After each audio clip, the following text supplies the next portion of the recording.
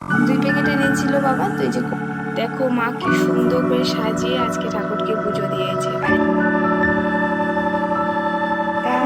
তুমি আমার বিছানা পরিষ্কার। গুড মর্নিং এভরিওয়ান, কেমন আছো সকলেই? আশা করছি সকলে তোমরা ভীষণই ভালো আছো, আমিও খুবই ভালো আছি। আজকে হলো রবিবার আর এখন ঘড়িতে প্রায় বাজে 8:30। এখন থেকে তোমাদের সবাইকে সাথে নিয়ে আজকে ব্লগটা স্টার্ট করলাম। আর ভিডিওটা শুরু করার আগেই তোমাদেরকে বলে দিই শুভ নববর্ষ। যারা আমার থেকে বড় তাদেরকে অনেক বেশি প্রণাম আর অনেক বেশি ভালোবাসা, আর যারা আমার থেকে ছোট তাদেরকে অনেক অনেক বেশি ভালোবাসা জানিয়ে আজকে ব্লগটা স্টার্ট করলাম। সকালে যে বড়মশাই সাজুগুজু করছে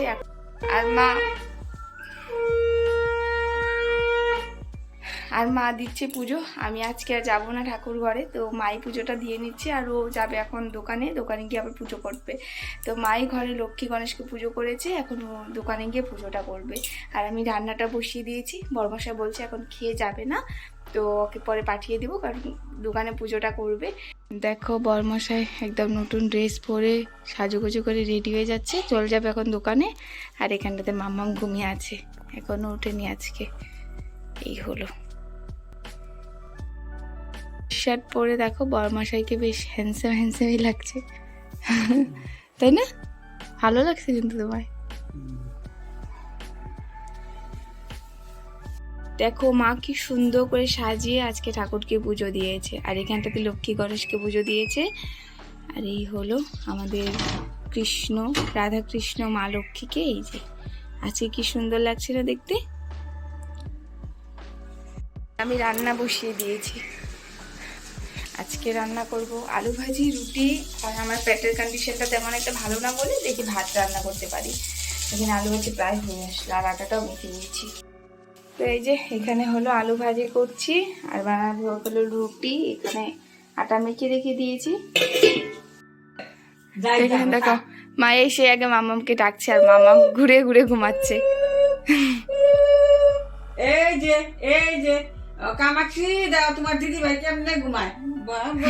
ঘুমায় আজকে ওর ওঠা দিচ্ছেই নেই, ঘুমিয়ে আছে দেখো।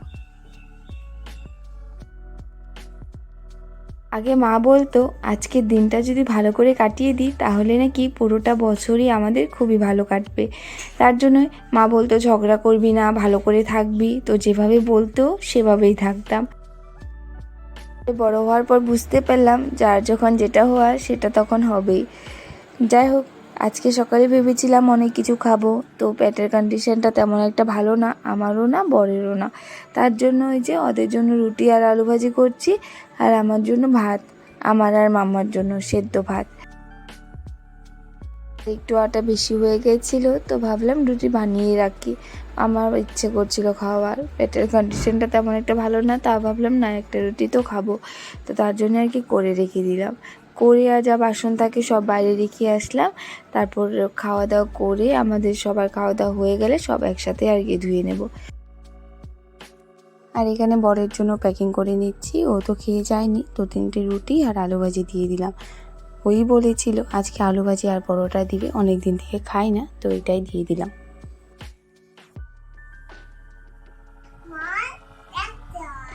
তাই তুমি আমার বিছানা পরিষ্কার করে দিচ্ছ, বিছানা ঠিক করে দিচ্ছ? বা দেখো, এসে দেখি আমার মাম্মা বিছানা ঠিক করছে। এখান থেকে এই যতটুকু বিছানা ঠিক করলো, হয়েছে বাবা?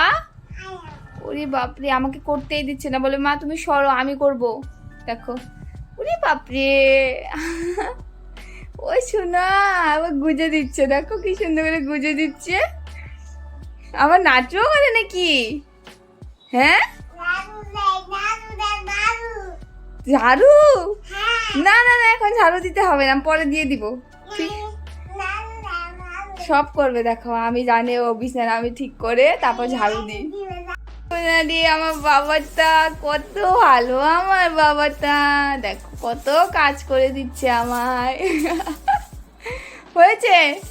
বা সুন্দর হয়ে গেছে, সুন্দর হয়ে গেছে। ও ঝুলা যাবে, আচ্ছা ঠিক আছে, সরেছি। বাপরে, হ্যাঁ হয়েছে। আর এই দেখো এখানে দিদি ঘুগনি দিয়ে গেল আর রুটি বানিয়েছি, এটা এখন খাবো।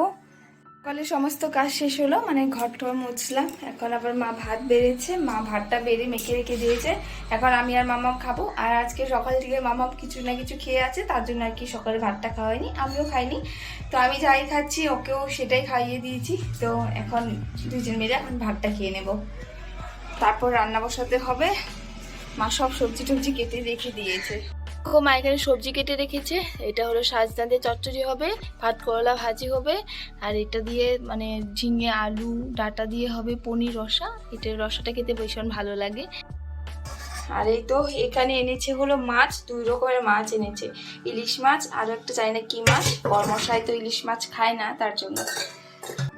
আর আজকে রবিবার, মাও নিরামিষ খায় আর আমি তো নিরামিষই খাবো। তো আর বড়মশাই তো ইলিশ মাছ খাবে না, তো ওর জন্য আলাদা একটা মাছ, আর বাবা আবার ইলিশ মাছ খাবে, ইলিশ মাছ এনেছে। তো চলো এখন মাম্মা আর আমি ভাতটা খেয়ে নিই। হ্যাঁ, তো মাম্মাকে খাইয়ে এই যে এখানে দেখো ঘুমিয়ে পড়েছে, ও ঘুমিয়ে আছে। আর বড়মশাই চলে এসেছে, এখন আমরা গিয়ে ভাত খেয়ে নেব। তো মাম্মাকে খাইয়ে এই যে এখানে দেখো ঘুমিয়ে পড়েছে, ও ঘুমিয়ে আছে। আর বড়মশাই চলে এসেছে, এখন আমরা গিয়ে ভাত খেয়ে নেব। তো চলো এখন ভাতটা খেয়ে নিই। দুপুরে ভাতটা খেয়ে শুয়ে বসেছিলাম, তারপরে যে উঠে এখন মা সন্ধ্যা দিল আর আমি রান্নাঘরে এসেছি চা বানানোর জন্য। আর আজকে তো বাজারে পুজো হয়েছে, তো মিষ্টি দিয়েছে, কচুরি। তো এই যে এখন এইসব দিয়ে আর কি আজকে চা খাওয়া হবে। এখন আমি চা বানাচ্ছি। আমি আর চা খাবো না, আমি একটু মুড়ি খাবো। আর মাম্মাম এখন খাইয়ে দিলাম, আর জেঠুর সাথে একটু দোকানে গিয়েছে। 2 প্যাকেট এনেছিল বাবা। তো এই যে কচুরি, মিষ্টি, আর এই হলো সন্দেশ। তো এইসব আর কি। বরকে বলেছিলাম পয়লা বৈশাখে কিছু লাগবে না, তারপর গিয়ে ও বললো কিছু তো তুমি নাওনি। তো আমাকে পয়সা দিয়ে দিয়েছিল, মানে টাকা দিয়ে দিয়েছিল, 1000 টাকা দিয়েছে। তো বললো তুমি এটা দিয়ে তোমার মনে যা ইচ্ছে হয় তুমি করো। তো সেই আর কি। আর কালকে মার জন্য আর বাবার জন্য গেঞ্জি এনেছে, আর মার জন্য একটা শাড়ি এনেছে। আর এইসবই আর কি আজ এই পয়লা বৈশাখে আনা হয়েছে। যাই হোক, তোমাদের পয়লা বৈশাখটা কেমন কাটলো কমেন্ট করে কিন্তু বলবে, ঠিক আছে? এখন চাটা বানিয়ে নিই। আজকে ব্লগটাও এখানে এন্ড করছি। ব্লগটা কেমন লেগেছে কমেন্ট করে বলো। সবাই খুব ভালো থেকো। আজকের জন্য টাটা।